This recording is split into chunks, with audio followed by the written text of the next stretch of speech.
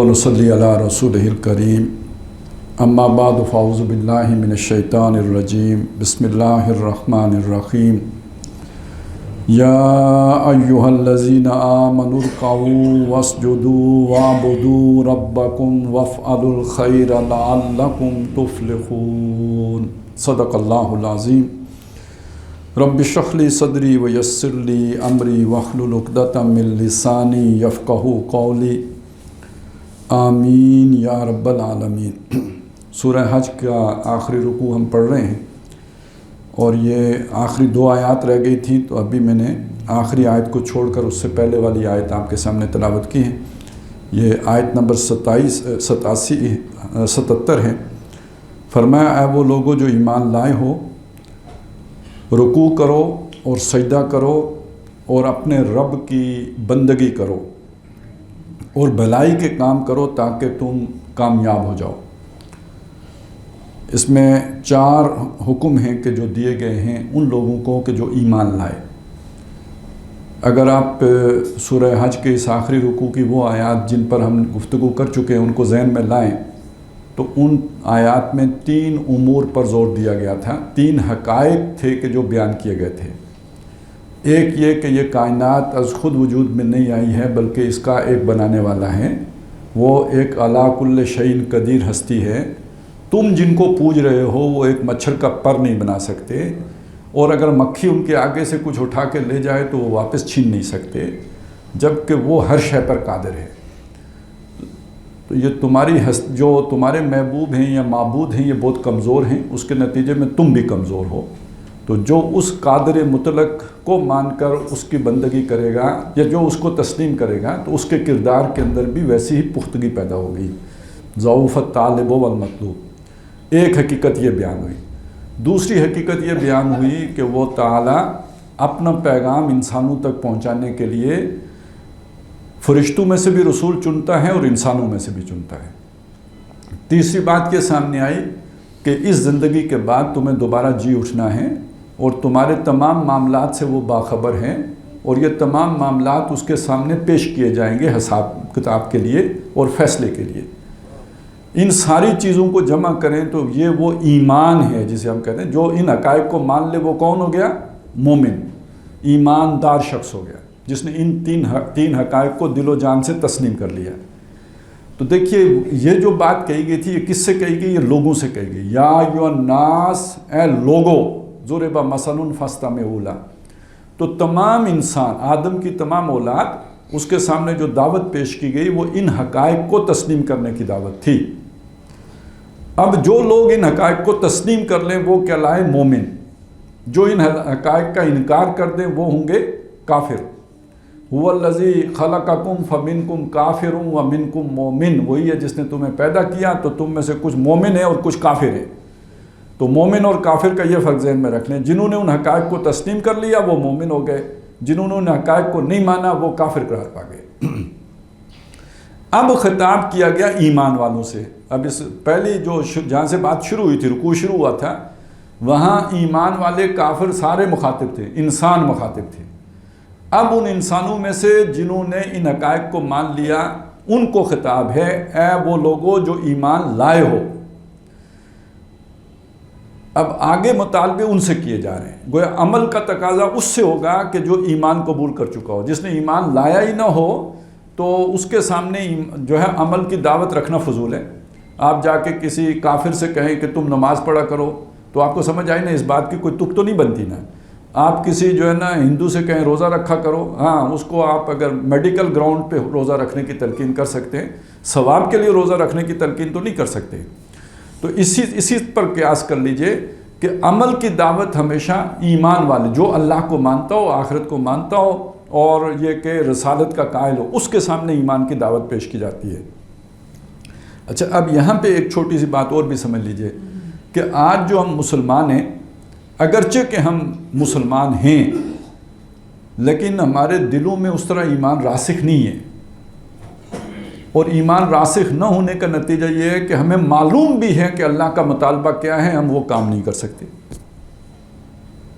चलें मोटी बारीक बातों को छोड़ें, नमाज के फ़र्ज़ होने का तो सारे मुसलमानों को पता है ना। یا مجھے بتائیں کوئی ایسا مسلمان ہے کہ جسے یہ بھی نہ پتہ ہو کہ نماز فرض ہے؟ سب کو پتہ ہے فرض ہے، ایمان والوں پر نماز فرض کی گئی ہے، سب کو پتہ ہے۔ کتنے پڑھتے ہیں؟ آپ اسی سے اندازہ لگا لیجئے کہ جمعے کی نماز میں کتنے نمازی ہوتے ہیں، اور اسی مسجد میں جب آپ جا کے عصر کی نماز پڑھتے ہیں تو کتنے رہ جاتے ہیں۔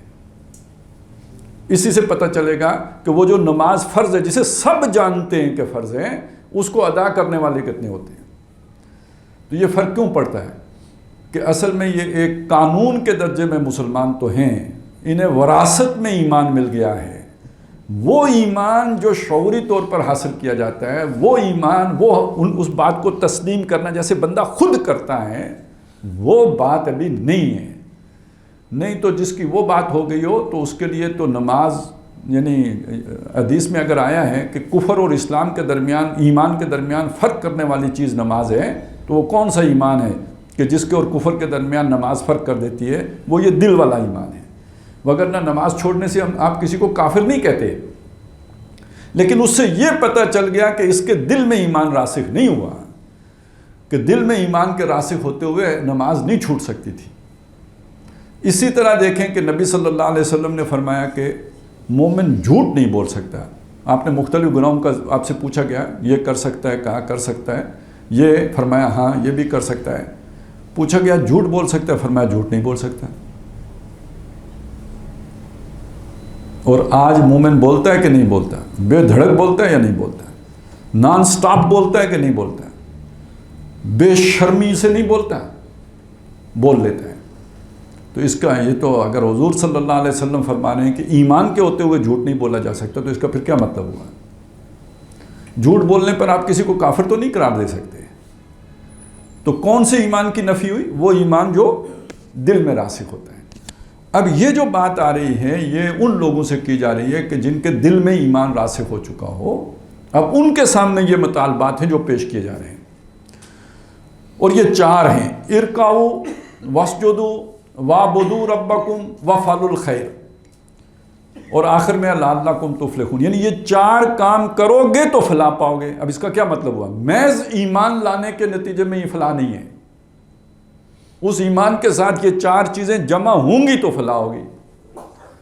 اب یہ قرآن مجید نے ویسے بہت سی جگہوں پہ تو ایمان کے ساتھ صرف عمل کا لفظ استعمال کیا ہے، الا الذین آمنوا وعملوا الصالحات، لیکن کئی مقامات ہیں کہ جہاں فلاح کو یا نجات کو، سالویشن کو چار چیزوں کے ساتھ جوڑا ہے۔ سب سے بڑی مثال تو سورۃ العصر کی ہے، الا الذین آمنوا وعملوا الصالحات وتواصوا بالحق وتواصوا بالصبر۔ چار چیزیں ہوئی نا، کہ یہ ہیں جو خسارے سے بچے، وگرنہ سارے خسارے میں جائیں گے۔ اسی طرح سورہ آل عمران کے آخر میں اگر آپ دیکھیں تو جو اس کی آخری آیت ہے، یا ایھا الذین آمنوا اصبروا وصابروا ورابطوا واتقوا اللہ لعلکم تفلحون۔ چار چیزیں کرو تاکہ تم فلاح پاؤ۔ تو اس طرح آپ کو نظر آ جائے گا یہ چار جو ہے نا وہ احکام دے کے اس کے ساتھ فلاح کو جوڑا گیا، کامیاب ہونے کا ذکر کیا گیا کہ یہ چار کام کرنے کے نتیجے میں کامیاب ہوگے۔ اور اسی کو خلاصہ اگر کہیں بیان کیا تو ایمان کے ساتھ دوسری شے عمل بیان کر دیا۔ تو معلوم ہوا کہ یہ اصل میں یہ ساری چیزیں ایک لفظ میں اگر آپ ان کو بیان کریں گے تو وہ لفظ کیا ہوگا؟ عمل۔ اسے کھولیں گے، اس کی تفصیل کریں گے تو یہ چار چیزیں آپ کے سامنے آ گئی۔ لیکن اس سے پہلا فرض کون سا ہے؟ وہ پہلا فرض ہے ایمان لانا، وہ پہلا فرض ہو گیا۔ جو ایمان لے آئے ان کے آگے پھر اب عمل کے تقاضے ہیں جو پیش کیے جا رہے ہیں۔ اور اب ذرا تھوڑا سا ہم اس کو کھولتے ہیں کہ یہاں پہ یہ چار احکام ہیں، ان کے معنی کیا ہیں۔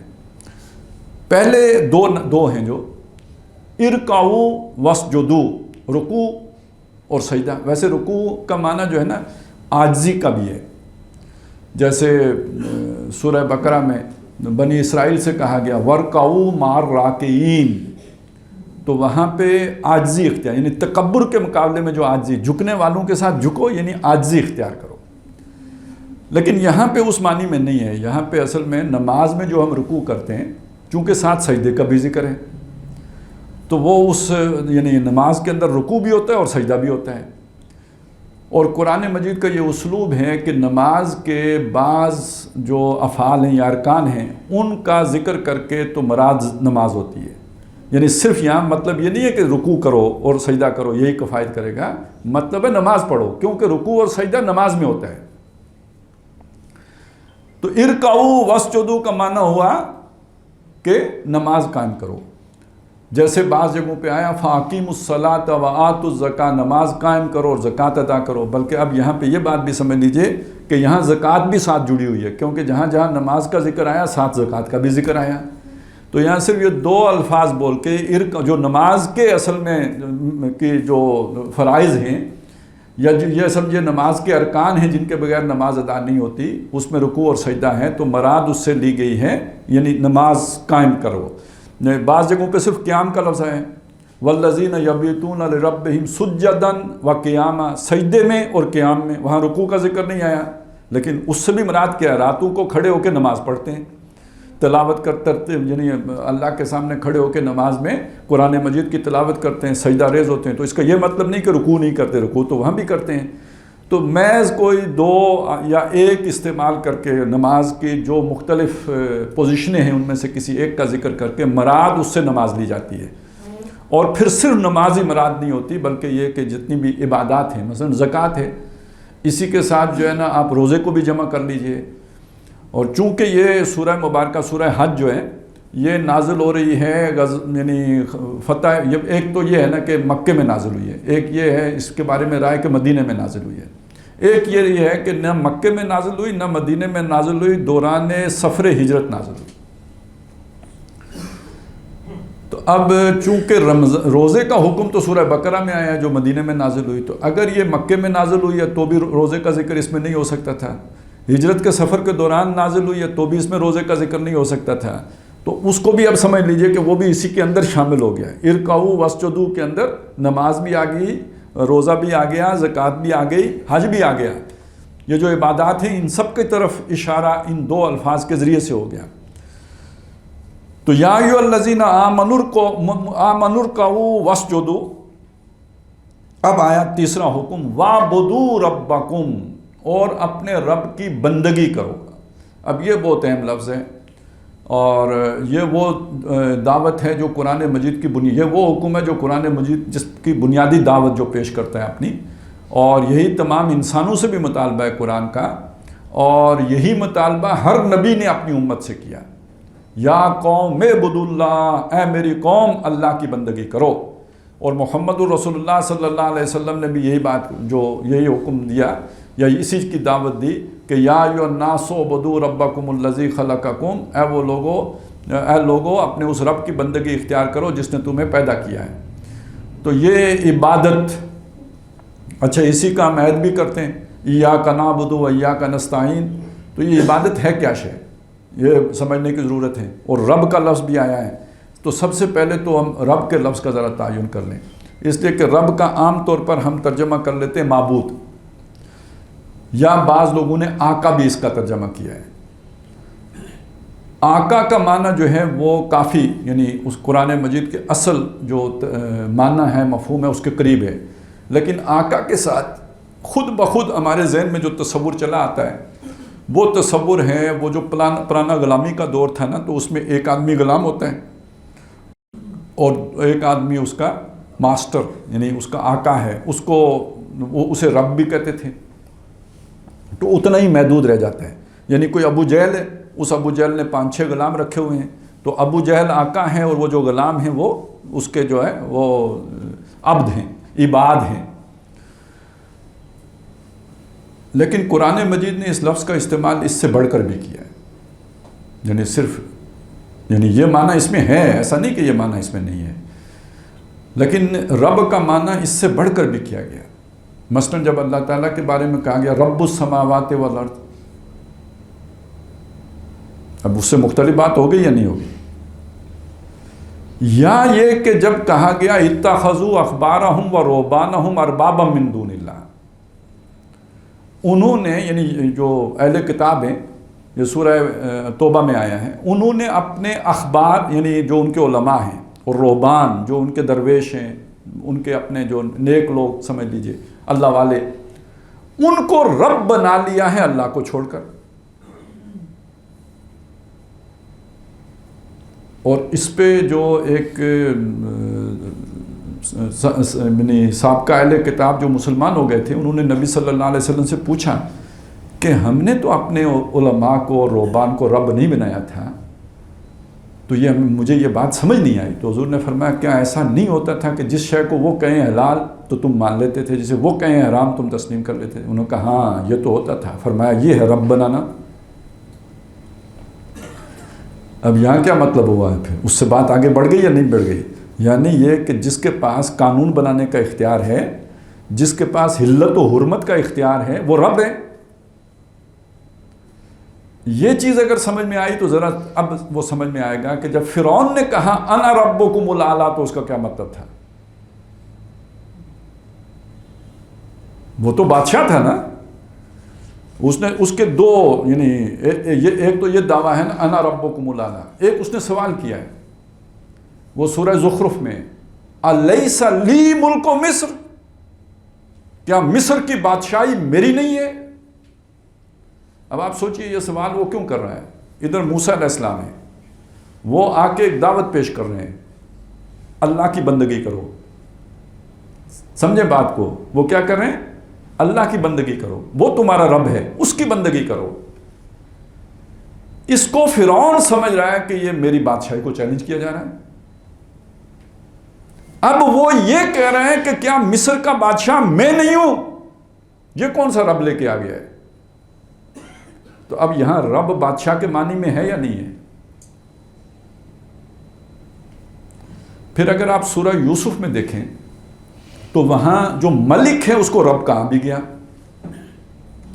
وہ جو یوسف علیہ السلام کے پاس جو آئے تھے، وہ جنہوں نے خواب کی بات پوچھی تھی، ان میں سے ایک وہ تھا کہ جس کو یوسف علیہ السلام نے کہا تجھے تو پھانسی دی جائے گی، اور دوسرے کو یہ کہا کہ جس کے بارے میں انہیں یہ تھا کہ یہ واپس اپنے رب کے پاس جا کے تو اس کو جو ہے نا وہ شراب پلائے گا، پرانی ڈیوٹی پہ بحال ہو جائے گا۔ کون تھا وہ رب جس کے پاس وہ واپس جائے گا؟ جس نے خواب دیکھا۔ جب اس نے خواب دیکھ کے تعبیر پوچھی تو اس وقت اسے یاد آیا کہ یوسف کی میں نے سفارش بھی کرنی تھی، تو وہ کون تھا جس کے سامنے اس نے پھر یہ ذکر کیا؟ وہ بادشاہ تھا نا، تو اس کو کیا کہا؟ وہ اس کا رب ہے۔ تو بادشاہ بمانا رب قرآن مجید میں استعمال ہوا، اور فرعون نے اصل میں یہی بات کی تھی انا ربکم الاعلی، میں تمہارا اعلیٰ رب ہوں۔ کیوں؟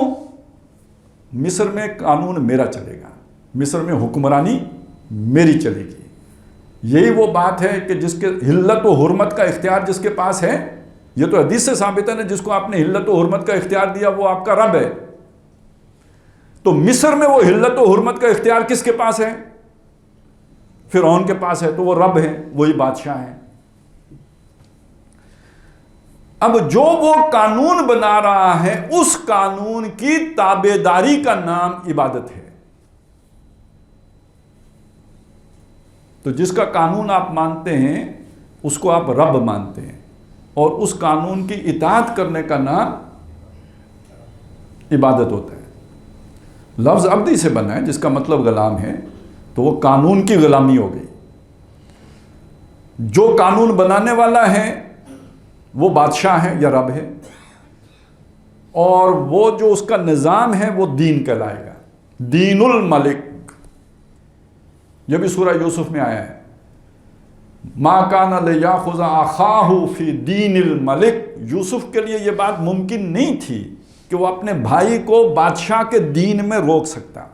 اب دیکھیے یہ مسئلہ کیا ہے؟ مسئلہ یہ ہے کہ سچا جھوٹا چھوڑیے، یوسف علیہ السلام کے بھائی جو بنیامین ہیں ان کے اوپر چوری کا کیس ہے، وہ ثابت ہو گیا، مال مسروقہ ان کے سامان سے برآمد بھی ہو گیا۔ اب بادشاہ کا کوئی قانون ہے، اس قانون کے مطابق چور کو وہ سزا نہیں ملنی تھی کہ جو حضرت بنیامین کو ملی۔ کیا ملی؟ ان کو غلام بنایا گیا، انہیں روک لیا گیا، قیدی بنا لیا گیا۔ تو بادشاہ کے قانون میں تو یہ سزا نہیں تھی، مصر میں یہ سزا نہیں تھی۔ تو ہوا کیا تھا؟ وہ پہلے جب حضرت یوسف نے ان سے پوچھا کہ اگر میرا مال مسروقہ تمہارے سامان سے نکلا تو اس کی کیا سزا ہے، انہوں نے کہا جس کے سامان سے نکلے گا اسی کو آپ رکھ لیجئے گا۔ یہ انہوں نے طے کیا تھا۔ تو اللہ فرماتے ہیں یہ ہم نے یوسف کے لیے تدبیر کر دی، کیونکہ انہیں یقین تھا کہ ہم نے تو چوری کی نہیں، لہذا ہمارے پاس سے نکلے گا نہیں۔ انہوں نے یہ بات کہہ دی، اور اس کے نتیجے میں یوسف علیہ السلام کے لیے ممکن ہو گیا کہ وہ اپنے بھائی کو اپنے پاس روک لیں، وگرنہ بادشاہ کے قانون میں وہ اسے اپنے پاس روک نہیں سکتے تھے۔ تو یہ قانون جہاں بادشاہ کا ہے تو اسے کیا کہا؟ دین الملک، اور جہاں قانون بنانے کا اختیار اللہ کے پاس ہے وہ دین اللہ ہے۔ بس اب اس پر قیاس کر کے تو آپ کہہ سکتے ہیں جہاں قانون بنانے کا اختیار عوام کے پاس ہو وہ دین العوام ہے یا دین الجمہور ہے۔ اس قانون کی تابعداری، بادشاہ کا قانون ہے، اس کی تابعداری ہو رہی ہے، تو اب عبادت کس کی ہو رہی ہے؟ بادشاہ کی۔ اور اگر وہ قانون اللہ کا ہے اور اس کی اطاعت ہو رہی ہے تو کس کی ہو رہی ہے؟ اللہ کی عبادت ہو رہی ہے۔ باقی اب اگلا نتیجہ تو آپ خود نکال لیں گے۔ اس معنی میں قرآن مجید نے عبد الطاغوت کے الفاظ استعمال کیے، یہ طاغوت کے غلام ہیں۔ جب غیر اللہ کو یہ اختیار آپ دے دیں، اسے رب کی جگہ پہ بٹھا دیں، تو یہ در حقیقت وہ طاغوت بن گیا۔ ایک یہ ہے کہ ایک انسان خود اللہ کی نافرمانی کر رہا ہے، یہ معاملہ اور ہے، لیکن وہ جو کہہ رہے ہیں میری مرضی اس پر لوگ بھی چلیں، میری تابعداری کریں، اب یہ طاغوت ہو گیا ہے۔ شیطان بھی اسی معنی میں طاغوت ہے کہ وہ لوگوں کو اپنی مرضی پہ چلاتا ہے، اور اسی معنی میں نمرود بھی طاغوت تھا، اسی معنی میں فرعون بھی طاغوت تھا کہ وہ لوگوں کو کہتا تھا جو میں نے قانون بنایا اس پر چلو گے، اللہ کے قانون پر نہیں چلو گے۔ تو جو بھی اس اتھارٹی کا دعوے دار ہو وہ طاغوت ہے۔ اس طاغوت کا انکار کیے بغیر ایمان تکمیل میں اس کی تکمیل ہی نہیں ہوتی۔ وَمَنْ يَكْفُرْ بِالطَّاغُوتِ وَيُؤْمِنْ بِاللَّهِ۔ اگر آپ ایک ایسے معاشرے میں ہیں جہاں اس عبادت کا دعوے دار اللہ کے علاوہ بھی کوئی ہے، تو جب تک آپ اس کا انکار نہ کر دیں اللہ کی بندگی قابل قبول ہوگی ہی نہیں۔ ایویں ہی تو نہیں ہے نا، چومی گویم مسلمانم بلرزم کے دانم مشکلات لا الہ۔ کیونکہ جب آپ طاغوت کا انکار کریں گے تو وہ تو آپ کو آگ میں ڈالے گا، طاغوت کا انکار کریں گے تو وہ تو آپ کو کہے گا کہ میں تمہارے، وہ جادوگروں کو کیا کہا تھا فرعون نے کہ میں تمہاری ٹانگیں جو ہے نا اور ہاتھ مخالف سمت سے کاٹ دوں گا اور تمہیں میں کھجور کے تنوں پر پھانسی دے دوں گا، اب گردن جانے کا خطرہ ہے۔ تو پھر بندہ سوکھے وَمِنَ النَّاسِ مَن يَعْبُدُ اللَّهَ عَلَىٰ حَرْفٍ، لوگوں میں سے وہ ہیں جو اللہ کی بندگی تو کرنا چاہتے ہیں مگر کنارے بیچ مجدار میں آنے کے لیے تیار نہیں، سائیڈ پر رہ کر کرنا چاہتے ہیں جہاں پہ نہ ہنگ لگے نہ پھٹکڑی لگے۔ اب وہ سائیڈ پہ رہ کے کرنا کیا ہے کہ دیکھیے یہ اب ذرا اس عبادت اس کے پیچھے جو اسپرٹ ہے اس کو سمجھیے۔ فرعون نے کیوں کہا تھا کہ میری بندگی کرو؟ وہ کہہ رہا تھا اس لیے کہ یہ نظام نیری نظام میں نے بنایا ہے۔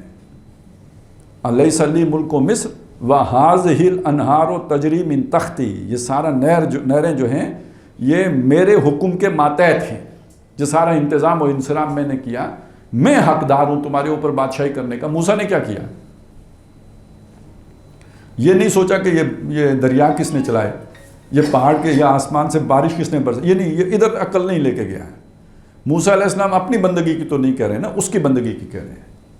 اچھا جسے یہ سمجھ آ جائے کہ یہ سارا کچھ اس کا دیا ہوا ہے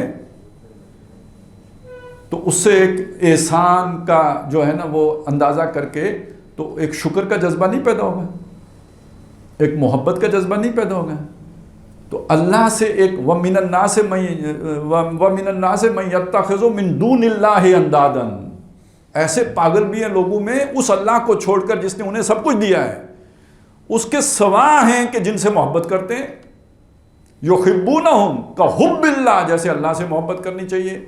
والذین آمنوا اشد حبا للہ، اور وہ لوگ جو ایمان لائے وہ سب سے شدید محبت اللہ سے کرتے ہیں۔ جب اللہ سے شدید محبت ہے تو اللہ کا قانون کیوں توڑیں گے؟ جب اللہ سے شدید محبت ہے تو اللہ سے لو کیوں نہیں لگائیں گے؟ جب اللہ سے شدید محبت ہے تو اللہ کا ہر حکم سر آنکھوں پہ کیوں نہیں رکھیں گے؟ اللہ کی نافرمانی کیوں کریں گے؟ سوال ہی نہیں پیدا ہوتا ہے۔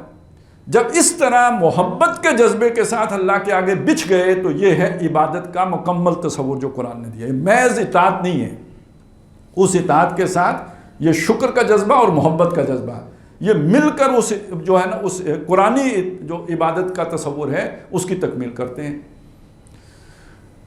بہرحال یہ تقاضا ہے ہمارے دین کا بنیادی اچھا، اب اس میں ایک بات سمجھ لیجئے کہ ایک زمانہ وہ تھا جو اس سے پہلے، یعنی آج کے دور سے یا آج سے 400 سال پہلے کا ایک زمانہ ہے، اس میں انسان بہت آزاد تھا. کسی بادشاہ کی حکمرانی بغداد پر ہے، کسی بادشاہ کی حکمرانی کوفے پر ہے، کسی بادشاہ کی حکمرانی اگر شام میں ہے، یا کسی بادشاہ کی حکمرانی اگر روم میں ہے، یا کسی کی جو ہے فارس میں ہے، تو گاؤں میں، دیہات میں، دور دراز علاقوں میں لوگ آزاد ہیں. انہیں یہ بھی نہیں پتہ ہوتا بادشاہ کا نام کیا ہے. ان کے اپنے معاملات ہیں، خود مختار ہیں، وہ اپنے فیصلے خود کرتے ہیں. اب دیکھیں نا، مصر میں وہ بادشاہ ہیں، لیکن یہ کہ شام میں وہ علیحدہ قانون چل رہا ہے. اچھا، وہاں مصر میں بھی 2 قانون آپ کے سامنے آ گئے نا. بادشاہ کے قانون کے خلاف حضرت یوسف علیہ السلام نے اپنے بھائی کو اپنے پاس روک لیا. کوئی ریاست کو تکلیف نہیں ہوئی، کیونکہ لوگ اپنی میوچل اپنے فیصلے کر لیتے ہیں. جرگہ بٹھاتے ہیں، پنچایت بیٹھتی ہے، فیصلے ہو جاتے ہیں. کوئی عدالتی نظام نہیں ہے. وہ تو کوئی بہت بڑا کبھی کوئی کیس ہو، بادشاہ سلامت کہیں آگے پیچھے گھومتے گھامتے کسی کے برابر آ جائیں تو وہاں کوئی مسئلہ جھگڑا کھڑا ہو تو بادشاہ نے فیصلہ کر دیا. نہیں تو بادشاہ کہاں چھوٹے چھوٹے معاملات میں پڑتے تھے. انسان آزاد تھے، معیشت آزاد ہے. چاہیں تو لکڑ ہارے کا کام کریں، چاہیں تو جو مرضی کریں، کھیتی باڑی کریں. کوئی ریاست کی طرف سے کوئی جبر نہیں ہے. ہمارا جو دور ہے یہ بہت مختلف دور ہے. معاشرہ بدل چکا ہے، سوسائٹی بدل چکی ہے. اب آج کے دور میں کوئی فرد ریاست سے آزاد رہا نہیں. ریاست یعنی بجلی آپ کے گھر آ گئی تو ریاست آپ کے گھر آ گئی. ٹیلی ویژن آپ کے گھر آ گیا تو ریاست آپ کے گھر آ گئی. آپ نے ٹیلی ویژن کی فیس دینی ہے یا نہیں دینی؟ بجلی کا بل دینا ہے یا نہیں دینا؟ آپ نے کہیں جاب کرنی ہے یا نہیں کرنی؟ سڑک پہ نکلنا ہے یا نہیں نکلنا؟ یہ سب ریاست ہے. ایسا مجبور انسان تاریخ میں پہلے کبھی بھی نہیں تھا جتنا کہ آج ہے. ریاست کے قانون کے اندر جکڑا ہوا، اس کی آزادی سلب ہو چکی ہوئی ہے. کیا آزادی رہ گئی ہے؟ خیر اب تو اور بھی نہیں رہ گئی. اب تو بیڈ روم میں بھی لا کے کیمرے لگا دیتے ہیں.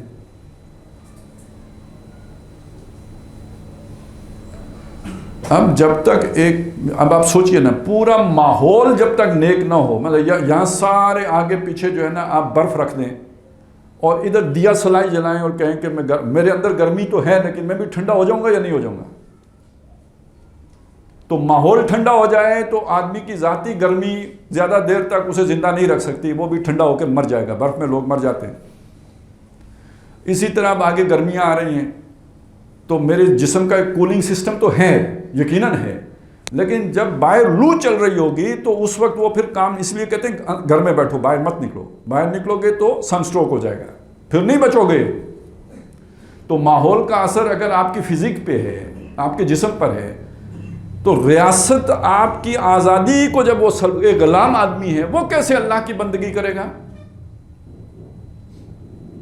یہ ہمیں سمجھ نہیں آ رہی نا آج یہ مسئلہ، کہ آج کا انسان وہ اس طرح کا آزاد انسان نہیں ہے کہ جیسے وہ آج سے 400 سال پہلے تھا.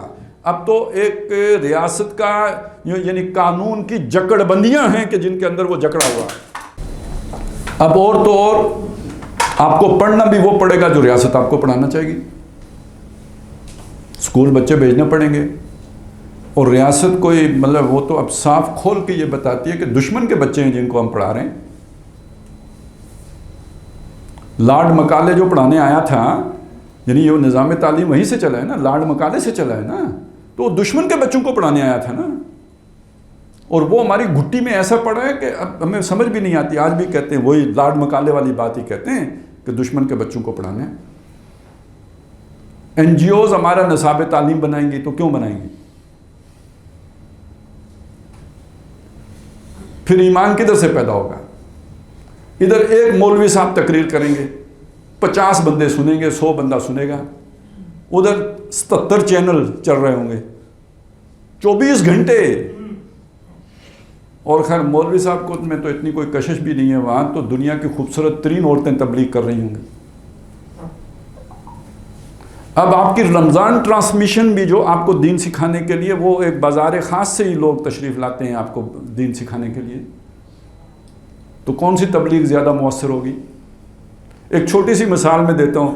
یعنی ہم بچپن سے سنتے آئے ہیں کہ جو کچھ ٹخنے سے نیچے ہے وہ جہنم میں ہے. ٹھیک ہے نا؟ یعنی آپ نے ٹخنے سے شلوار اوپر رکھ لی ہے.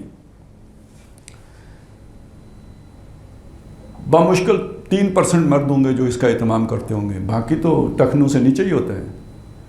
کسی ڈرامے میں کسی ایکٹریس نے وہ اپنی جو ہے نا کوئی نیا فیشن نکالا، وہ پاجامہ اوپر رکھا ٹخنے سے، اس کے بعد فیشن بن گیا۔ کسی مولوی صاحب نے تقریر نہیں کی، عورتوں کا فیشن بن گیا جنہوں نے نیچے رکھنا تھا، جن کے ٹخنے سمجھے 70 میں شامل ہیں، انہوں نے صرف ایک ایکٹریس کو دیکھ کر، صرف دیکھ کر اس کی اتباع میں فیشن کے طور پر ٹخنے ننگے کر لیے۔ مردوں کو حدیث سنائی جاتی ہے، نہیں ننگے ہوتے، تو مؤثر تبلیغ کس کی ہے؟ تو آج ریاست کا انفلوئنس کا اندازہ لگائیں۔ یہ جب تک اب ریاست نہیں ٹھیک ہو سکتی تو انفرادی طور پر کوئی بندگی کیسے کرے گا؟ ایک اور ذرا، یہ تو ہلکی ہلکی مثالیں دی تھی نا، لائٹ، اب ذرا تھوڑی ایک ثقیل مثال بھی سن لیں۔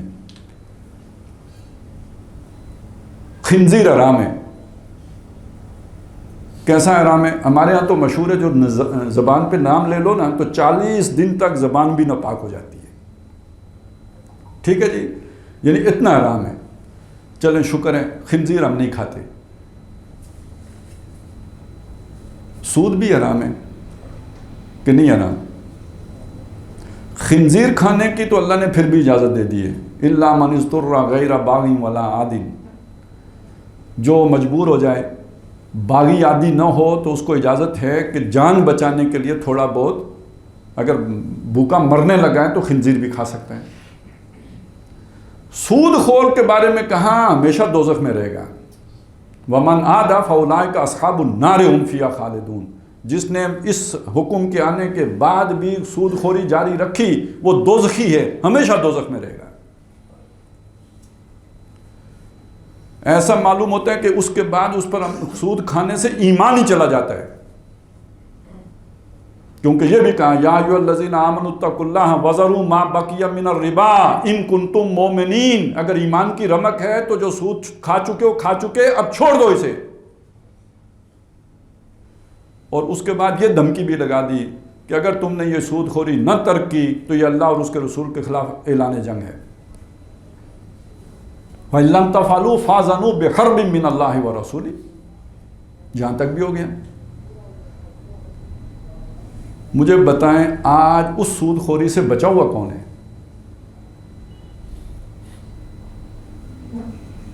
کوئی نہیں۔ مطلب یہ جو میں نے بھی لباس پہنا ہے، یہ جو بھی میں کر رہا ہوں، کھا رہا ہوں، پی رہا ہوں، اس میں بھی سود دے رہا ہوں۔ کیسے؟ وہ جس نے فیکٹری لگائی ہے کپڑے بنانے والا، اس نے اگر سود پہ قرضہ لیا ہے، وہ بینک کو سود پے کر رہا ہے، تو وہ ایک کپڑوں کے خرچے میں ڈالے گا یا نہیں ڈالے گا؟ تو جب اس نے کپڑوں کے خرچے میں ڈال دیا تو میں نے کپڑے خریدے تو میں نے پے کیا یا نہیں کیا؟ اچھا جو میں تنخواہ لے رہا ہوں کسی پہ، مطلب میں تو ویسے تو قاری بھرتی ہوا ہوں گورنمنٹ اسکول میں، میں تو تجوید پڑھاتا ہوں، لیکن جس اس سے آ رہی ہے خزانے سے تنخواہ، وہ اسی خزانے کو بھرنے کے لیے IMF کی منتیں کر رہے ہیں نا آپ۔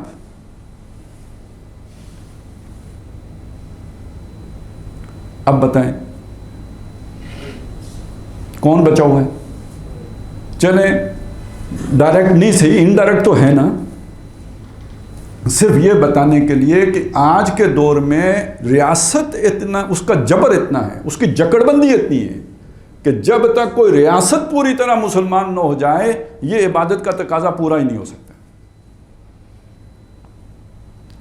اور یہ تقاضا پورا کیسے ہوتا ہے؟ یعنی اب دوسری طرف سے دیکھیں نا، غلام چونکہ عبادت کا لفظ ہے نا، اس میں ایک طرف تو وہ محبت کے جذبے والی بات آ گئی، لیکن ایک بات اور بھی ہوتی ہے، غلام کے پاس یہ اختیار نہیں ہوتا کہ میں اتنا مانوں گا اور اتنا نہیں مانوں گا، یہ کروں گا اور یہ نہیں کروں گا، اسے تو ٹوٹلی اوبیڈینس کرنی پڑتی ہے، ہر حکم ماننا پڑتا ہے۔ جو ہی ایک حکم ہی توڑا تو غلامی سے نکل گیا۔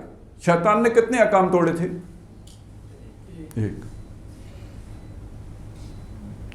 فَفَسَقَ عَنْ أَمْرِ رَبِّهِ، فاسق ہو گیا، اپنے رب کے حکم سے نکل گیا۔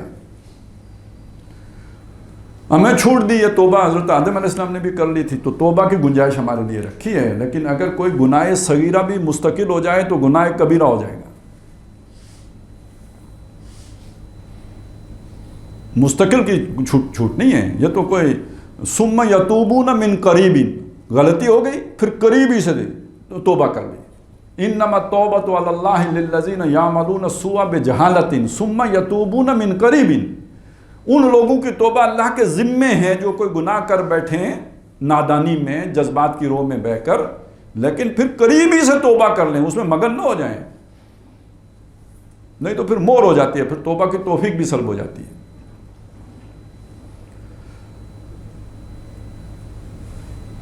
بنی اسرائیل میں ایک عادت تھی کہ وہ بھی اسی طرح آسان کام کرتے تھے، مشکل کام چھوڑ دیتے تھے۔ انہوں نے ایک حرکت کی، مطلب انہیں ان کا ایک عہد لیا گیا تھا کہ آپس میں ایک دوسرے سے خون ریزی نہیں کرو گے، اور اپنے بھائی بندوں کو ان کے گھروں سے بے دخل نہیں کرو گے۔ لا تسفکون دماءکم ولا تخرجون انفسکم من دیارکم ثم اقررتم، پھر انہوں نے اقرار کیا، وانتم تشہدون، اس پر تم جو ہے گواہ بھی ہو، ثم انتم ہؤلاء، پھر یہ تم ہی تو ہو، تقتلون انفسکم، آپ آپس میں ایک دوسرے کو قتل بھی کرتے ہو، وتخرجون فریقا من دیارہم، اور ایک جو اپنے میں سے ایک گروہ کو ان کے گھروں سے نکال باہر بھی کرتے ہو، ظلم سے، گناہ سے اللہ کے ایک حکم کو توڑ دیتے ہو۔ ایک اور حکم بھی تھا اللہ کا، اگر کوئی بنی اسرائیلی کو کوئی غیر بنی اسرائیلی غلام بنا لے تو تمہاری ذمہ داری ہے کہ اس کو آزاد کراؤ۔ اب اس کو گھر سے نکالا، پروٹیکشن ختم ہوئی، کسی دوسرے نے غلام بنا لیا، 2-4 سال کے بعد پتہ چلا کہ ہمارا بھائی کسی کا غلام ہے، اب جائیں گے، جا کے فدیہ دے کے اس کو آزاد کرائیں گے۔ وَإِن يَأْتُوكُمْ أُسَارَىٰ تُفَادُوهُمْ، اب فدیہ دے کے انہیں چھڑاتے ہو۔ اللہ نے کہا یار یہ کیا چکر چلایا ہوا تم نے، اَفَتُؤْمِنُونَ بِبَعْضِ الْكِتَابِ وَتَكْفُرُونَ بِبَعْضٍ، کیا تم کتاب کے ایک حصے کو مانتے ہو اور دوسرے کا انکار کرتے ہو؟ ایک ہی اللہ کے 2 حکم ہیں، ایک مانتے ہو اور دوسرا نہیں مانتے۔ فَمَا جَزَاءُ مَن يَفْعَلُ ذَلِكَ مِنكُمْ إِلَّا خِزْيٌ فِي الْحَيَاةِ الدُّنْيَا، تو تم میں سے جو کوئی اس حرکت کا مرتکب ہو کہ کچھ ایک حصہ مانے اور کچھ نہ مانے، آدھا تیتر آدھا بٹیر، جو کوئی یہ روش اختیار کرے گا اس کی سزا نہیں ہے سوائے اس کے الا خزی فی الحیات الدنیا، کہ دنیا میں اس کو رسوائی کا سامنا کرنا پڑے، ذلیل ہو، خوار ہو، اور یہ دنیا کی ذلت اور رسوائی اس کے گناہ کا ازالہ نہیں بن جائے گی۔ یہ تو اس لیے تھی کہ اگر وہ توبہ کر سکتا ہو تو کر لے۔ ظہر الفساد فی البر والبحر بما کسبت ایدی الناس لیذیقہم بعض الذی عملوا ولعلہم یرجعون، کچھ تو سزا بھی تھی لیکن اصل مسئلہ اس کے پیچھے یہ تھا کہ شاید کو توبہ کر لیں، لیکن اگر نہ کریں تو وَيَوْمَ الْقِيَامَةِ يُرَدُّونَ إِلَىٰ أَشَدِّ الْعَذَابِ، اور ایسے لوگ قیامت کے دن سب سے شدید عذاب میں ڈالے جائیں۔ اب آپ سوچئے یہ سب سے شدید عذاب کس پر ہوگا؟ قرآن مجید نے بتایا نا کہ سب سے شدید عذاب قیامت میں کے دن کس پر ہوگا؟ ان المنافقین فی الدرک الاسفل من النار، بے شک منافق ہوں گے جو آگ کے سب سے نچلے گڑھے میں ہوں گے، یعنی ابو جہل تو بھی تھلے۔ یہ چیز اللہ کو زیادہ غضبناک کر، ایک آدمی نے سرے سے نہیں مانا، ٹھیک ہے وہ دوزخ میں جائے گا، ایک نے مان کے یہ ڈنڈی ماری کہ کچھ مانا اور کچھ نہیں مانا، وہ دوزخ کے بھی سب سے نچلے گڑھے میں جائے گا، کیونکہ یہ چکر بازی ہے، یہ اللہ کے ساتھ کھیل کھیلنا ہے، اللہ کو دغا دینے کی کوشش۔ یخادعون اللہ والذین آمنوا، ایمان والوں کو بھی دھوکہ دینے کی کوشش کی، اللہ کو بھی دھوکہ دینے کی کوشش کی ہے، حالانکہ دھوکہ خود کھایا ہے کہ کچھ عمل کر کے سمجھایا کہ ان کی بنیاد پہ نجات ہوگی۔ نجات کے لیے کلی عمل کی ضرورت تھی، ادخلوا فی السلم کافہ، اسلام میں پورے کے پورے داخل ہو جاؤ۔ یہ ہے عبادت، یہ ہے غلامی۔ غلام تو کسی ایک حکم سے بھی انکار نہیں کر سکتا۔ تو رب کا مطلب کیا ہوا؟ جسے آپ نے اپنا مالک مانا، اپنا آقا مانا، اپنا بادشاہ مانا، اپنا مکنن مانا، سارا اس کو اپنا مختار مانا، اور عبادت کا مطلب ہوا اس کے تمام احکامات کی بلا چوں و چرا دل و جان سے اور پوری آمادگی کے ساتھ اطاعت کرنا، یہ ہے در حقیقت عبادت کا مفہوم۔ تو اب وہ جو پہلی چیز آئی تھی ارکعوا واسجدوا، وہ جو اس کے ساتھ میں نے نماز بھی اور روزہ بھی اور یہ ساری چیزیں جوڑی تھی، ان کا اس کے ساتھ کیا تعلق ہے؟ دیکھیں، اسلام کی بنیاد جن 5 چیزوں پہ رکھی گئی ہے ان میں ایک تو کلمہ شہادت ہو گیا، وہ تو اس کے نتیجے میں بندہ مومن ہو جاتے ہیں۔ وہ الناس سے یا ایھا الذین آمنوا ہو گیا، یہ تو وہ پہلے آ گئی باتیں ہیں۔ جب وہ ایمان لے آیا تو اب اس کے بعد جو عملی چیزیں ہیں وہ 4 رہ گئی ارکان اسلام میں سے، نماز، روزہ، حج اور زکوٰۃ، ان کو کہتے ہیں ارکان اسلام۔ ویسے تو وہ بھی ارکان ہی میں آئے گا، لیکن اس کو آپ بنیاد میں رکھ لینا، وہ تو بنیاد ہے۔ بنیاد سے اب یہ 4 ارکان ہیں، اور رکن کہتے ہیں پلر کو۔ تو پلر تو یہ ہے، پلر کا کیا کام ہے؟ چھت کو سپورٹ دینا۔ چھت کیا ہے؟ عبادت رب۔ اب یہ عبادت آسان کام نہیں ہے، کیونکہ اس میں تو بڑی جان جاتی ہے نا۔ اس کے لیے سپورٹس چاہیے، اس کے لیے سہارے چاہیے۔ یہ نماز، روزہ، حج اور زکوٰۃ وہ سہارے بنتے ہیں۔ کیسے؟ نماز کے ذریعے سے اللہ کو یاد رکھا جاتا ہے۔ اقیم الصلاۃ لذکری، وہ یاد رہے گا تو اس کا حکم نہیں توڑو گے نا، نہیں تو اگر وہ غافل ہو گئے تو ٹوٹ جائے گا۔ غفلت ہی تو سارا مسئلہ کرتی ہے۔ لا تلہکم اموالکم ولا اولادکم عن ذکر اللہ، تمہارے مال اور اولاد تمہیں اللہ کی یاد سے غافل نہ کر دیں۔ دنیا کی محبت، دنیا کی محنتیں، دنیا کے کام، دنیا کے مصروفیات اللہ کی یاد سے غافل کر دیتے ہیں۔ یاد کی طرف واپس لانے والی چیز کیا ہے؟ نماز۔ یہ 5 وقت نماز گویا تھوڑے تھوڑے وقت کے بعد یاد کرا دیں، اور پھر وہ عید بھی یاد کرا دیں، ایاک نعبد و ایاک نستعین۔ تو سارا بنے گی کہ یا نہیں بنے گی؟ بڑا مضبوط ستون ہے یا نہیں ہے؟ روزہ کیا ہے؟ پانی پینے کی طبیعت ہے، آپ نہیں پیتے، سورج غروب ہونے کے بعد پئیں گے۔ بھوک لگی ہے شدید، نہیں کھاتے۔ فروٹ دیکھ رہے ہیں، طبیعت کر رہی ہے، نہیں کھا رہے۔ مختلف چیزوں کا دل چاہ رہا ہے، نہیں کر رہے۔ اس سے آپ کی قوت ارادی مضبوط ہوگی یا نہیں ہوگی؟ اب بالفرض ایک آدمی شراب کا عادی ہے، آج اسے پتہ چلا کہ اللہ نے حرام کیے، وہ چھوڑنا چاہتا ہے، اگر اس کی قوت ارادی مضبوط نہیں ہوگی تو نہیں چھوڑ سکے گا نا۔ جانتا ہوں ثواب طاعت و زہد پر طبیعت ادھر نہیں آتی۔ تو یہ روزہ رکھنے سے ایک پریکٹس ہو جاتی ہے آدمی کو، کہ اس کے نتیجے میں اپنے اوپر ایک یعنی قابو پانے کی اس کے اندر صلاحیت پیدا ہو جاتی ہے۔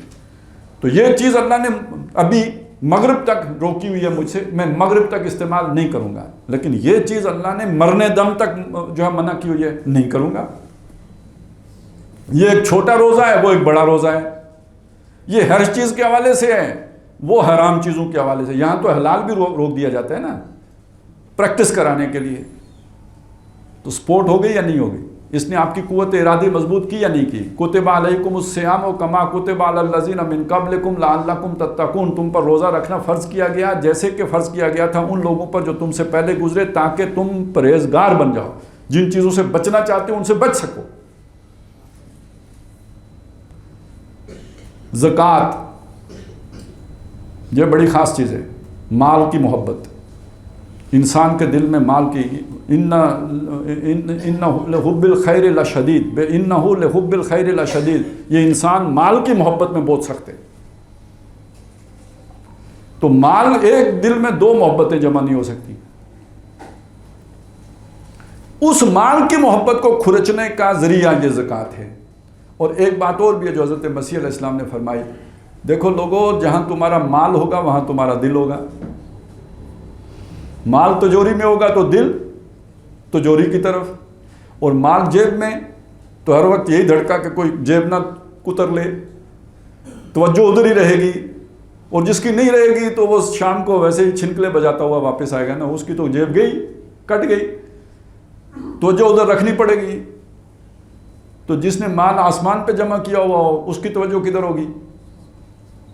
خود بخود ادھر ہی ہوگی. تو اب یعنی شروع کہاں سے کریں گے؟ زکوٰۃ سے. تو زکوٰۃ یہی نہیں ہے، قرآن مجید نے ایک یہ فرض زکوٰۃ ہے 2.5%، لیکن یہ کہ والذین ہم لزکاتہم فاعلون، وہ لوگ کہ جو اپنی زکوٰۃ پر کاربند رہتے ہیں. کاربند رہنا تو یہ دائمی عمل ہوا. یہ کہاں تک جانا ہے؟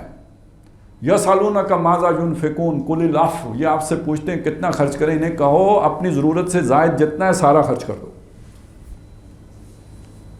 فرض نہیں ہے، لیکن آپ اگر اپنا چاہتے ہیں ترفع ہو، آپ کی روحانیت اوپر جائے، آپ کا تزکیہ ہو، آپ کے دل سے غیر اللہ کی محبت بالکل نکل جائے اور دل یکسو ہو جائے، اللہ کی خلوت حاصل ہو جائے اللہ کے لیے دل میں، تو اس کا طریقہ یہی ہے کہ جو جن چیزوں سے محبت ہے وہ سب لٹا دو، مال اللہ کی راہ میں سارا لگا دو، وہ بچت ہو گئی ہے. نبی صلی اللہ علیہ وسلم کا ایک واقعہ آتا ہے کہ آپ کے گھر میں بکری ذبح ہوئی اور آپ چلے تشریف لے گئے کام پہ، شام کو واپس آئے، پوچھا ما بقیہ منہا، وہ جو بکری تھی اس میں سے کیا کچھ باقی بچا؟ تو حضرت عائشہ رضی اللہ تعالیٰ عنہ نے فرمایا ما بقیہ منہا الا کتفھا، بکری میں سے کچھ نہیں بچا، یعنی ساری بانٹ دی اللہ کی راہ میں سوائے ایک دستی ہے جو بچ گئی ہے. تو پتہ حضور نے کیا فرمایا؟ بقیہ کلھا الا کتفھا، ساری بکری تو بچ گئی ہے سوائے اس دستی کے جو ہم کھا لیں گے، یہ کنزیوم ہو جائے گی. وہ جو اللہ کی راہ میں دے دی وہ بچ گئی. اب دیکھیے نا نقطہ نظر بدل گیا یا نہیں بدل گیا؟ تو مال کو اپنے پاس رکھو گے تو یہ یہیں رہ جائے گا، اپنے اوپر خرچ کر دو گے تو کھپ جائے گا، اللہ کی راہ میں لگا دو گے تو جمع ہو جائے گا. بات ہی الٹی ہو گئی. اور دوسری بات یہ کہ جہاں مال جمع ہوگا وہاں تمہارا دل ہوگا. تو اللہ کی یاد قائم رکھنے کا سب سے بہترین ذریعہ زکوٰۃ بن گئی یا نہیں ہو گئی؟ اب آ جائیں حج پر.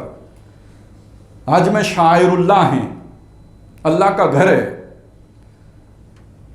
اول بیت وضع للناس للذی ببکۃ مبارکا ھدی للعالمین فیہ آیات بینات.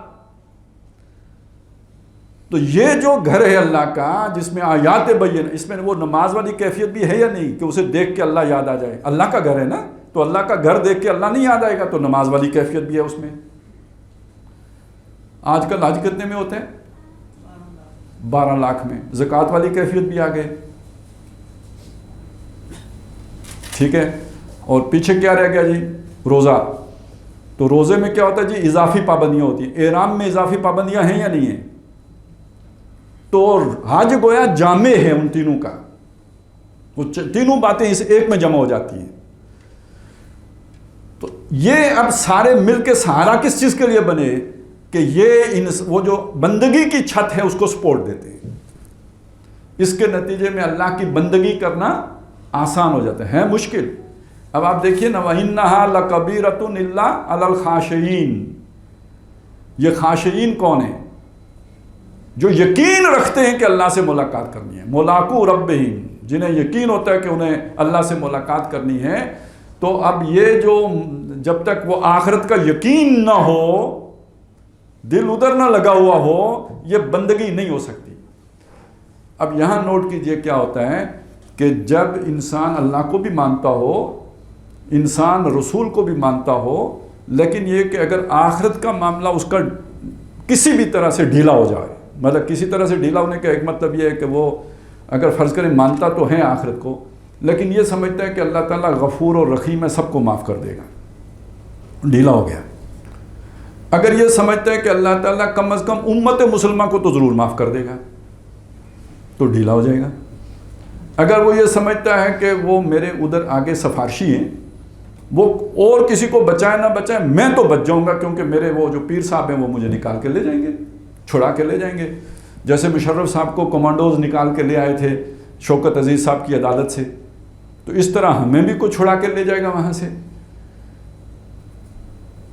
اب ان میں سے جو طریقہ بھی ہو اس کے نتیجے میں آپ کو خوف تو ختم ہو گیا نا.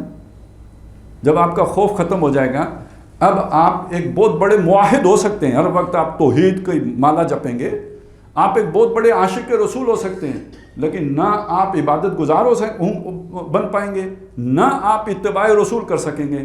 جہاں مشکل پیش دنیا لٹتی دیکھیں گے تو یو ٹرن شریف کریں گے. جہاں سہولت ہوگی وہاں دین پر عمل کر لیں گے، لیکن جہاں ہی مشکل نظر آئے گی، یعنی دنیا کا نقصان ہوتا دیکھیں گے، مالی نقصان ہو، جانی نقصان ہو، کوئی تعلق منقطع ہونے کا خطرہ ہو جائے گا، وہاں کہیں گے کہ بھئی یہ قربانی تو دینا بیوقوفی کی بات ہے. انومنو کما آمن السفہاء، یہ بیوقوف والی باتیں کرنے کی ہمیں کیا ضرورت ہے؟ کیوں؟ بے فکری کیا ہے؟ آگے سے تو ویسے ہی بچ جائیں گے. تو جسے یہ یقین ہے کہ وہاں حساب کتاب ہونا ہے اور وہاں پہ جو بھی ذرا سی بھی غلطی جو ہے اس کی پکڑ ہو سکتی ہے، وہ کبھی جو ہے نا یہ رویہ نہیں اختیار کر سکتا، اور اسے یقین ہو کہ اللہ کے سامنے کھڑا ہونا ہے. وَأَمَّا مَنْ خَافَ مَقَامَ رَبِّهِ، اور وہ جس نے خوف رکھا اس بات کا کہ اس کے اپنا رب کے سامنے جا کے کھڑا ہونا ہے، فیس کرنا ہے اللہ کو، اور اس کے نتیجے میں نہن نفس عن الہوا، اپنی نفس کو خواہش کرنے سے بھی روکا. وَلِمَنْ خَافَ مَقَامَ رَبِّهِ جَنَّتَانِ، اور جنہوں نے اپنے رب کے سامنے کھڑے ہونے سے جو خوف زدہ رہے، لرزاں ترساں رہے، ان کے لیے 2 جنتیں ہیں. تو جو ادھر ڈھیلا ہو گیا تو وہ پھر اب وہ کہے گا ہم تو ویسے ہی جنتی ہیں، تو کیا ضرورت ہے اتنا مصیبت میں پڑنے کی؟ کیا ضرورت ہے فرعون کے سامنے کلمہ حق کہنے کی؟ کیا ضرورت ہے کہ نمرود کے سامنے جا کے تو کوئی آگ میں چھلانگ لگانے کی اور اپنی گردن پھنسانے کی؟ ٹھیک ہے ویسے بھی جنتی ہیں، تو یہ مشکل کام کرنے کی ہمیں کوئی ضرورت نہیں ہے. ٹھیک ہے سود کیا ہے، اس کو کسی نے کسی طرح دائیں بائیں سے کر کے، آخر وہ مچھلیاں پکڑنے والوں نے ہفتے کے دن مچھلیاں پکڑنے کا طریقہ نکال نہیں دیا تھا، بندہ کر لیتے ہیں. اگر آئین پاکستان کے اندر سے مارشل لا کا طریقہ نکل سکتا ہے تو قرآن مجید سے بھی تو کوئی نہ کوئی طریقہ نکل سکتا ہے نا ڈنڈی مارنے کا، کیوں نہیں نکلے گا؟ آدمی تو وہی ہے، وہ ادھر سے بھی نکال لیتے ہیں. یہاں تک کہ یہ جو آخرت کا جسے یقین نہیں رہتا وہ قرآن کے فہم سے بھی محروم کر دیا جاتا ہے. قرآن مجید نے یہ بات بتائی ہے، وَإِذَا قَرَأْتَ الْقُرْآنَ جَعَلْنَا بَيْنَكَ وَبَيْنَ الَّذِينَ لَا يُؤْمِنُونَ بِالْآخِرَةِ حِجَابًا مَسْتُورًا، کہ جو آخرت کا یقین نہیں رکھتے، ایمان نہیں رکھتے آخرت کے اوپر، تو اے نبی جب آپ قرآن پڑھتے ہیں تو ان کے اور وہ نہ ماننے والوں کے درمیان ہم ایک پوشیدہ پردہ طاری کر دیتے ہیں. وَجَعَلْنَا عَلَىٰ قُلُوبِهِمْ أَكِنَّةً، ان کے دلوں کے اوپر بھی ایک پردہ طاری کر دیتے ہیں، أَن يَفْقَهُوهُ، کہ اسے سمجھ ہی نہ سکیں. وَفِي آذَانِهِمْ وَقْرًا، ان کے کانوں میں ثقل پیدا کر دیتے، کہنے کو آواز آ رہی ہوتی ہے انہیں، اس کا فہم انہیں حاصل نہیں ہو رہا ہوتا. وہ جیسے بھینس کے آگے بین بجائی ایسے ان کو قرآن سنایا، کوئی اثر انداز نہیں ہوگا ان پر. ہو سکتا ہے واہ واہ کریں، سبحان اللہ کہیں، الحمدللہ، لیکن وہ دل میں نہیں اترے گا. وہ جو اقبال نے کہا تیرے ضمیر پہ جب تک نہ ہو نزول کتاب، گرا کشا ہے نہ راضی نہ صاحب کشاف، تفسیریں پڑھ کے بھی ان کی گرا نہیں کھلے گی. گرا تو تبھی کھلے گی جب وہ آخرت کا یقین ہوگا. تو بہرحال اس عبادت کے پورے اس مفہوم کو ذہن میں رکھیے، اور اس کا تقاضا یہ ہے کہ کلی اطاعت ہو، اللہ کی محبت سے سرشار ہو کر ہو. اور یہ جو اصل بات جو سمجھنے کی تھی وہ یہ کہ آج کے ہمارے اس دور میں جب تک کہ پورا معاشرہ ایک ریاست اللہ کی بندگی پر کاربند نہ ہو، اکلوتے فرد کے لیے یہ ممکن نہیں رہتا کہ وہ اللہ کی بندگی کا حق ادا کر سکے. نہ ہی حق تبلیغ ادا ہو سکتا ہے، وہ تو چلیں بعد میں دیکھیں گے، لیکن یہاں صرف یہ سمجھ لیجئے کہ بندگی کا حق بھی نہیں ادا ہو سکتا. ایک شعر ہے، باطل کے اقتدار میں تقویٰ کی آرزو، کتنا ہنسی فریب ہے جو کھا رہے ہیں ہم. چلیں ایک باطل فرعون تھا، اس کے اقتدار میں موسیٰ علیہ السلام وہاں سے نکل کے مدین چلے گئے، تو ان کے لیے ممکن تھا نا. یوسف علیہ السلام جیل چلے گئے، ممکن تھا، اللہ کی بندگی کرتے رہے. لیکن آج کے دور میں تو یہ ممکن نہیں. آپ کہاں دوڑ کے جائیں گے؟ نظام ہر جگہ پہ پہنچا ہوا ہے.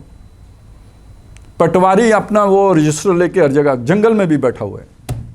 مطلب کوئی جنگل بھی ایسا نہیں ہے جو پٹواری کے اس رجسٹر میں موجود نہ ہو، اندراج نہ ہو. تو کوئی آزاد جگہ ہی نہیں جہاں پر کوئی آزادی سے سانس لے سکے. تمام بندوبستی علاقہ ہے، تو پھر بندوبست کے مطابق ہی رہنا پڑے گا. اقبال نے بھی کہا ہے، عہد حاضر ملک الموت ہے تیرا جس نے، قبض کی روح تیری دے کے تجھے فکر معاش. تو یہ سمجھنا ضروری ہے کہ آج کا انسان انفرادی طور پر نیک ہو نہیں سکتا جب تک کہ پوری ریاست نیک نہ بن چکی ہو. اور یہ بھی کچھ دنوں کی بات ہے. جب گلوبل ولیج بن گیا ہے تو جب گلوبل آرڈر آ گیا تو جب تک پورا گلوب نیک نہیں ہو جائے گا نا تو پھر بھی ممکن نہیں ہوگا.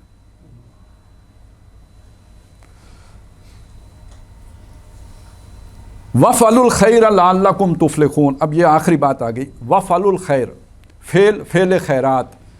خیرات عام طور پہ بھلائیاں، نیکیاں، اور یہاں پہ زیادہ تر جو ہے نا خیال یہی کیا گیا ہے کہ جو خدمت خلق کے کام ہوتے ہیں. کوئی بھوکا ہے تو اسے کھانا کھلانا، کوئی جو ہے نا وہ بیمار ہے تو اس کی تیمارداری کرنا یا اس کے علاج معالجے کا بندوبست کرنا، ضرورت مند کی ضرورت پوری کر دینا، سوال کرنے والے کو جو ہے وہ عطا کر دینا، یتیم مسکین کا خیال رکھنا.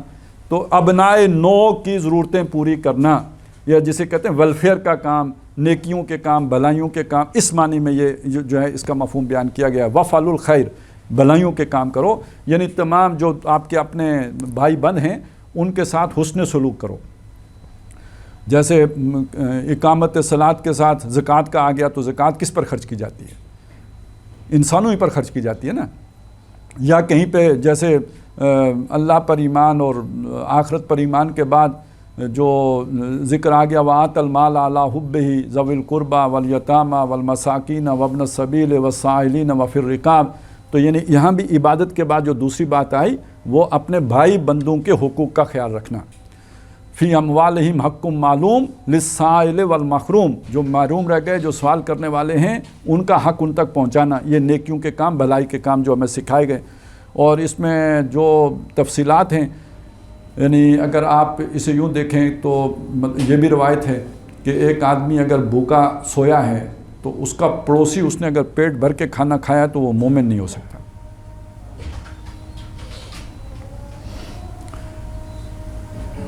اسی طرح جو ہے نا اس طرح کی چیزیں بھی ہیں کہ جو اس رحمت سے یا اس رفق سے محروم کر دیا گیا، نرمی، دل کی نرمی سے محروم کر دیا گیا، وہ کل خیر سے محروم کر دیا گیا. تو یہ انسانوں کی ضرورتیں پوری کرنا اور ان کا درد محسوس کرنا، یعنی یہ ہمارے دین کی، یوں سمجھ لیجئے کہ نبی صلی اللہ علیہ وسلم کے کام کا آغاز ہی اسی سے ہوا ہے. آپ نبوت سے پہلے بھی لوگوں کے جو ہے نا بہت ہمدرد، بہی خواہ، ان کے دکھوں کا مداوع کرنے والے، ان کے غموں کا جو ہے وہ علاج کرنے والے، ان کی ضرورتوں پر پورا اترنے والے، یہ پہلے ہی سے آپ کا معمول تھا. تو یہ ایک بندہ مومن کی یہ شان ہونی چاہیے کہ وہ لوگوں کے کام آنے والا ہو. یہ بھی حدیث ہے کہ جب کوئی بندہ اپنے کسی مومن بھائی کے کام پر ہوتا ہے، اللہ تعالیٰ اس کے کام پر ہوتا ہے. تو یہ وفعلوا الخیر. لیکن اس کا ایک معنی اور بھی کیا گیا ہے، اور وہ یہ کہ یہ جو انسانی ہمدردی ہے، ظاہر ہے اس کے پیچھے جذبہ کیا ہے؟ اللہ کی رضا اور اپنے جو ابنائے نو ہیں ان کی ہمدردی. اب ذرا اسے، اگر آپ کا تصور یہ ہے کہ اصل کامیابی آخرت کی کامیابی ہے، آپ کا تصور یہ ہے کہ اصل مصیبت آخرت کی مصیبت ہے، یعنی کامیابی کیا؟ جنت میں چلے جانا کامیابی ہے اور دوزخ میں چلے جانا مصیبت ہے. فمن زحزح عن النار وادخل الجنۃ فقد فاز. تو اب آپ کو اگر کسی سے ہمدردی ہے تو اس کو اصل کامیابی اور ناکامی کا کوئی تصور نہیں دیں گے. اس کی اصل خیر خواہی کا تقاضا کیا ہوگا کہ جس راستے پر آپ چل رہے ہیں اس کی دعوت اس کو بھی دیں. اچھا، یہ منطقی طور پہ بھی بات سمجھ میں آتی ہے کہ یہ کیسی ہمدردی ہے کہ آپ اس کا پیٹ تو بھر رہے ہیں لیکن وہ سموچا دوزخ میں جا رہا ہے اس کی پرواہ نہیں کر رہے. یہ تو اپنی اولاد کی بھی کوئی ہمدردی نہیں ہے کہ اگر آپ انہیں اچھا کھلا رہے ہیں، اچھا پلا رہے ہیں، اچھا ان کو جو ہے پہنا رہے ہیں، اچھا ان کو کوالٹی لائف انجوائے کرنے کا موقع دے رہے ہیں، لیکن یہ کہ ان کی عادتیں بگڑ رہی ہیں جس کے نتیجے میں وہ دوزخ میں جائیں گے اور آپ اس کی پرواہ نہیں کر رہے، تو یہ آپ ہمدردی کر رہے ہیں یا ظلم کر رہے ہیں؟ تو وفعلوا الخیر میں پھر یہ بھی شامل، اگر ہمدردی کے جذبے اس کے اندر کوئی دکھلاوا نہیں ہے، کوئی آپ نے بعد میں الیکشن میں حصہ لینے کا ارادہ نہیں کیا ہوا ہے اور اس کے لیے یہ سارا کچھ نہیں کر رہے بلکہ خالصتاً اللہ کی خاطر کر رہے ہیں اور ہمدردی کے جذبے کے تحت کر رہے ہیں، تو پھر یہ نہیں ہو سکتا کہ آپ یہ سمجھتے ہوں کہ اصل کامیابی آخرت کی کامیابی ہے اور یہ سبق اسے پڑھانے کی کوشش نہ کریں. تو وفعلوا الخیر میں آپ تبلیغ کو بھی شامل کر لیجئے. یہ سارا کریں گے تو لعلکم تفلحون، تاکہ تم فلاح پاؤ، تاکہ تم کامیاب ہو، تاکہ تم منزل مراد کو پاؤ۔ تو اصل میں دین کا پورا تصور آ گیا ہے۔ آیت ایک ہے لیکن اس ایک آیت میں وہ پوری بات رکھ دی گئی ہے جو مطالبے ہیں اللہ کے، اور یہاں 4 جو ہے نا اصطلاحات بیان کی گئی ہیں، ارکعوا واسجدوا واعبدوا ربکم وافعلوا الخیر لعلکم تفلحون۔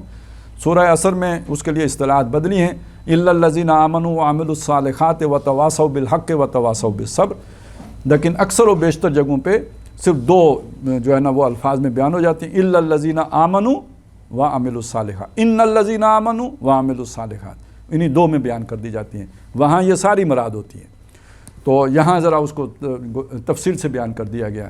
تو اس کے ساتھ جو ہے وہ نجات کو جو ہے وہ ان شرائط کے پورا کرنے کا نتیجہ قرار دیا گیا ہے۔ اللہ تعالی ہمیں یہ فہم عطا فرمائے، اسے ہمارے ذہنوں میں بٹھائے اور اس پر اپنی زندگیوں میں عمل کرنے کی توفیق عطا فرمائے۔ بارک اللہ لی و لکم فی القرآن العظیم و نفعنی و ایاکم بالآیات و ذکر الحکیم۔